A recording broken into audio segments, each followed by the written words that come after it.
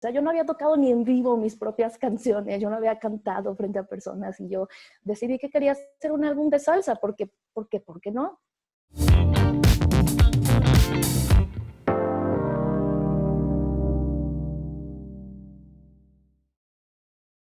Pues muchas gracias amigos por invitarme a este super proyecto. La verdad es que me parece súper positivo lo que están haciendo.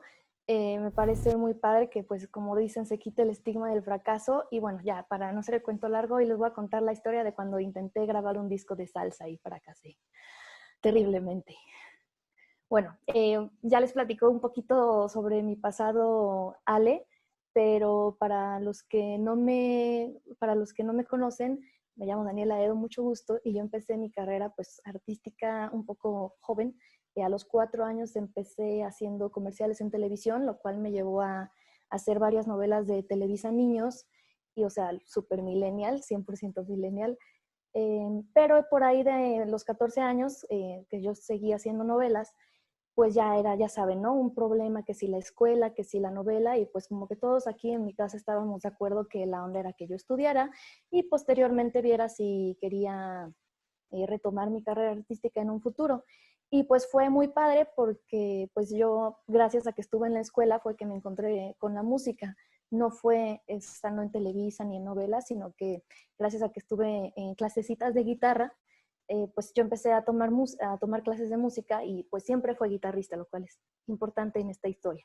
Detalle importante. Ay, ay, espérense, intenté pasar, ahí estamos.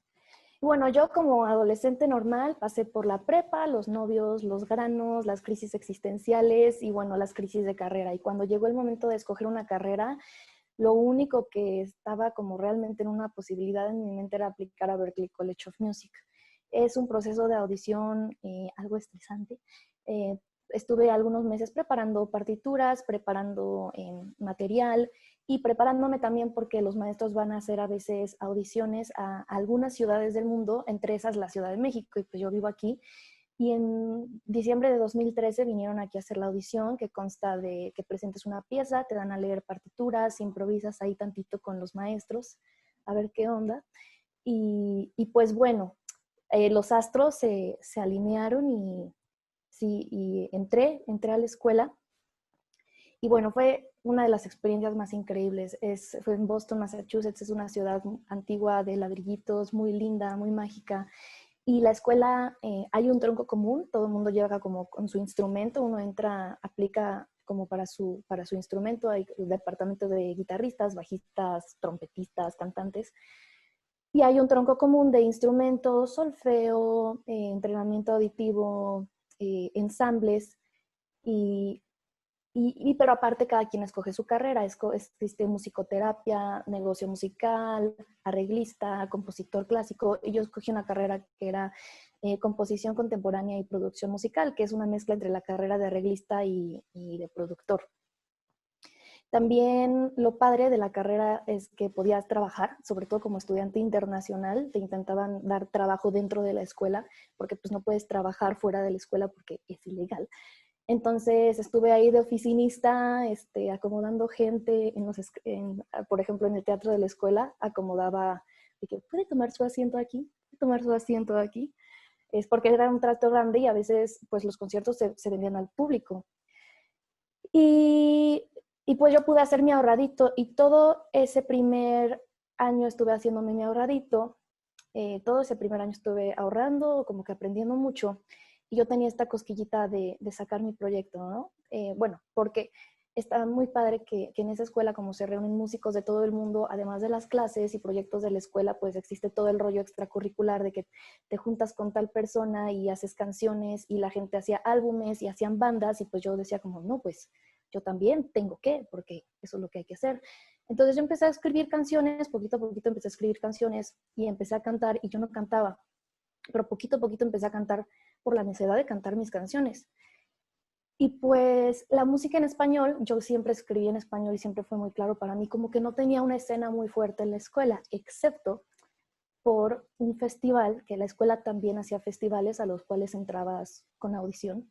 Se llamaba el Latin America Vive Festival, que era básicamente un festival donde se presentaban un montón de ritmos pues folclóricos de Latinoamérica.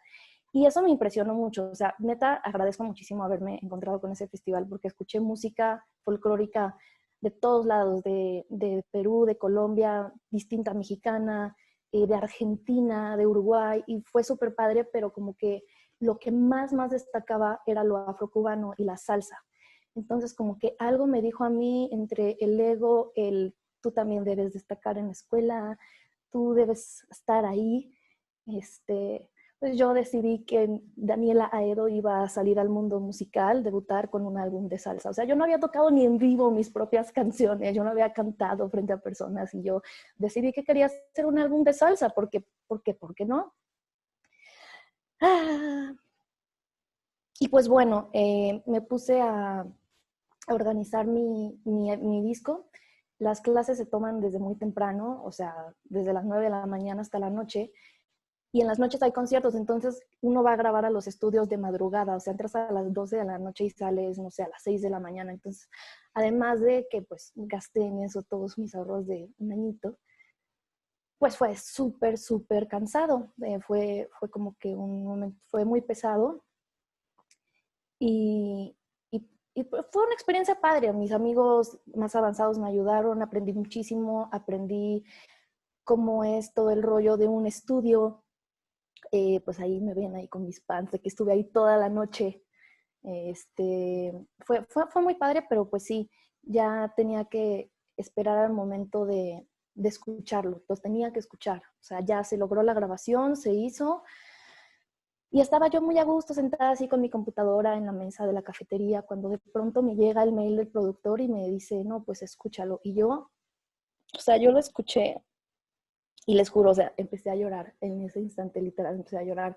No porque fuera malo, o sea, porque pues, tenía músicos súper talentosos que hacían cosas chidas, pero dije, es que, híjole, no soy yo, esta no soy yo, esta no soy yo, o sea, ¿qué estoy haciendo? Le marqué a mi mejor amigo en pánico, llorando, vino a la cafetería y le dije, pues es que, o sea, yo creí que iba a ser bien fácil, que no, pues se escoge un género, se hace un álbum en ese género, se sale y todo el mundo le encanta tu canción y te aplaude. Y no era así. Entonces me dijo mi amigo, bueno, pues tal vez estás haciendo las cosas en el orden incorrecto. Y me di cuenta, pues, de dos cosas, ¿no? Uno, que estaba trabajando desde el punto de vista de la competencia. O sea, había una línea que yo sentía que se tenía que seguir y en esa línea hay escalones donde unos están más arriba que otros y hay que ser mejor que el otro. Y pues quería igualar, quería imitar y pues me di cuenta que pues no era por ahí, que, que iba a ser un camino diferente. Entonces pasaron dos cosas. Uno, mi yo financiero dijo, a ver, Daniela, tienes que hacer un estudio de mercado. Toca tus canciones, las canciones con tu guitarrita, tócalas frente a la gente, ten este vaivén con el público, qué conecta contigo. Y luego, pues, esta onda ya artística, pero para adentro de, o sea, cuáles son los temas de los que yo quiero hablar, cuáles son las cosas que a mí me afectan, o sea, cuáles son las preguntas que a mí no me dejan dormir y como encontrar esa forma de conectar, de conectar conmigo misma y así pues conectar con las demás personas. Y así fue como lo hice. Decidí enfocarme en mis clases, ya no grabar, tuve el resto de la escuela como aprendiendo, absorbiendo pues todo lo que estaba pasando del talento de mis compañeros. Y seguí, regresé a la Ciudad de México, estuve tocando, grabé un EP que le gustó bastante a la gente, un EP con mis ideas, con mis sensaciones. Obviamente todo el experimento de la salsa me ayudó muchísimo porque aprendí otros géneros y tuve una exploración musical muy padre. Regresé al bolero mexicano, al pop con el que crecí, o sea, cuál era mi voz. Y era muy padre porque yo de verdad no aprendí a cantar, o sea, de verdad desafinaba hasta el momento que encontré mi sonido y ahí empecé a cantar cuando encontré pues lo que quería decir.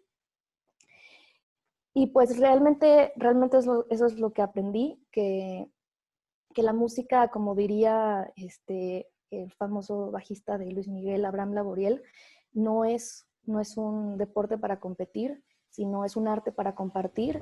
Y aprendí que este camino pues es una misión de mí para conocerme a mí misma, encontrarme y pues que nos encontremos las personas que queremos pensar parecido. Y pues ya, esa es la historia. Have you ever failed in a project, career, or business? Whether you have or not, you can become a Fuck Up Nights organizer in your city, company, or university. Learn how at fuckupnights.com. Join the movement. Fuck up the system.